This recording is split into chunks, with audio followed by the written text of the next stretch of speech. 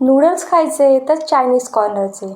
घरी कितीही प्रयत्न केला तरी त्यासारखे सुटसुटीत असे नूडल्स आपले होत नाही. त्यामुळे आपण म्हणतो घरी नूडल्स करण्यापेक्षा आपण बाहेरचेच खाऊ.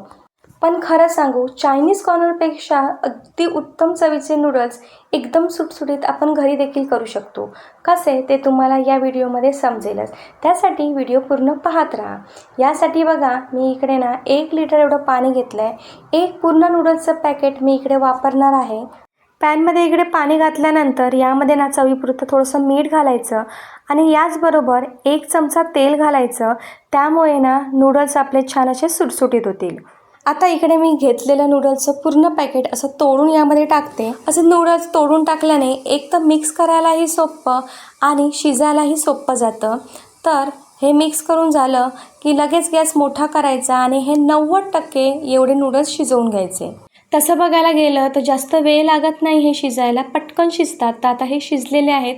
मी आता हे बाहेर काढून घेते आणि याच पॅनमध्ये मी या नूडल्सला देणार आहे फोडणी. फोडणीसाठी मी इकडे चमचाभर तेल घातलं आणि या तेलामध्ये सुरुवातीला मी इकडे आलं लसूण असे बारीक कापून घेतलेली ती घातली. 1 छोटी मिरची एकदम बारीक कापून घ्यायची, ती घालायची. सगळं हे साहित्य मिनिटभर मोठा गॅस करून परतलं की यामध्ये घालायचा उभा चिरलेला कांदा. थोडीशी मी इकडे कांद्याची पात देखील घालून घेतलेली आहे.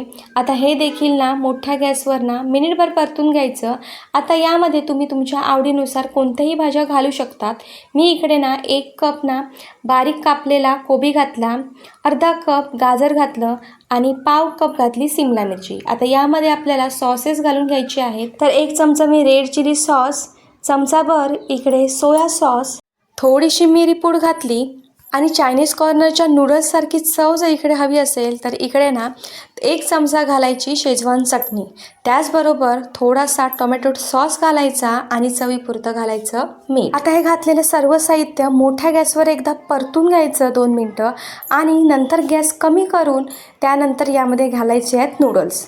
90% तर नूडल्स आपण शिजवून घेतलेले होते. 10% नूडल्स ज्यावेळी आपण हे यामध्ये मिक्स करू त्यावेळी शिजून जातील. तर हे भाज्यांबरोबर मिक्स करताना अगदी अलगद अशा हाताने हे मिक्स करून घ्यायचे. असं हे भाज्यांबरोबर मिक्स करताना जो काही या नूडल्समध्ये कच्चेपणा राहिलेला असेल तो देखील निघून जाईल आणि छान असे नूडल्स आपले बनून तयार होतील. 2 मिनटं हे नूडल्स असे परतून घेतल्यानंतर छान असे आपले नूडल्स तयार झालेले आहेत. तुम्ही बघू शकता. अशा खूप साऱ्या भाज्या वापरून तुम्ही जर नूडल्स बनवले तर मुलांनाही हे नूडल्स खूप आवडतील आणि ते देखील आवडीने खातील. तर नक्कीच अशा पद्धतीचे नूडल्स तुम्ही बनवून बघा आणि कशी वाटली रेसिपी ते पण सांगायला विसरू नका. तर अशाच छान छान रेसिपीसाठी व्हिडिओ पाहत राहा आणि अजून तुम्ही चॅनलला सबस्क्राईब केलं नसेल तर व्हिडिओ पाहण्यासाठी चॅनलला सबस्क्राईब करा. धन्यवाद.